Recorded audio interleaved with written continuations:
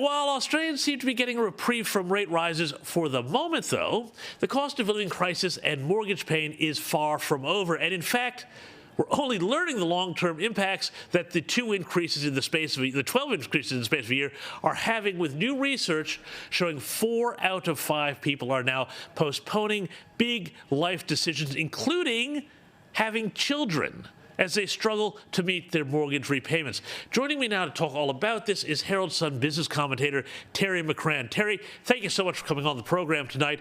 Now, on the one hand, these rate hikes were necessary to keep inflation under control, but I kind of feel like some of the impacts they're having on Australians could be also detrimental. Have we seen, give our viewers your take, the end of the rate rises, or are there more in the cards? Take a step back, James.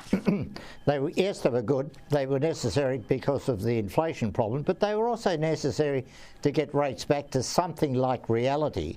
I mean, in the crazy reactions to COVID across the board, one of the things that central banks around the world went mad about was reducing rates to zero, and basically they were handing out free money to borrowers. So when that period ended, like everything else to do with COVID, when the lockdowns ended, when all those crazy policies ended, the travel bans ended, and we came back to some sort of reality, and that included what happened with interest rates, they were going to cause pain. People had gone out and borrowed free money, essentially, and when rates started to come back to something like zero, and 6% from home loan is not exactly a usurious rate, James. It is, it's painful if you've got $1 million debt or a $500,000 debt.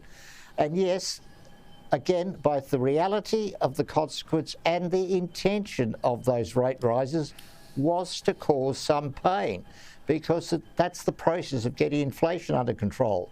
We cut back on our spending, we make those decisions that you've talked about, deferring things, and that takes pressure off prices. Sure, but Terry, I mean, on the one hand, though, every time we have one of these rate rises, Albo comes out and they all sort of point the finger at the Reserve Bank, or at least that's what they used to do under Philip Lowe. But nobody talks about, all the money that they're pumping into the economy, particularly even through these off-the-books funds like the Housing Fund and everything else they're doing, that even the IMF and the World Bank said, don't do this because it contributes to inflation. I mean, surely Albo has to take some responsibility for what's going on here, right? You make a very, very important point, James, and it's not just the money that the government is pumping into the economy, which the Reserve Bank is trying to neutralise with the rate rises, but trying to offset. So the more money the government pumps into the economy, the more money it directs for these specific projects, however well-intentioned, yes, that makes the Reserve Bank jobs harder. It means the Reserve Bank probably had to put up interest rates by that extra 0.25%, that extra 0.5%, which again flows through into the cost of living, mortgage repayments.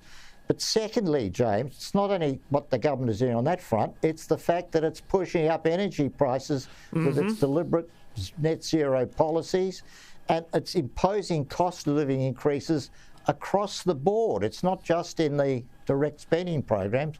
All of that is the real problem in terms of making the Reserve Bank jobs harder and also hurting Australians. And you add it all up together, all those government-mandated increases, the general level of inflation, and the interest rate hikes, it's no wonder that people out there are feeling a lot of pain.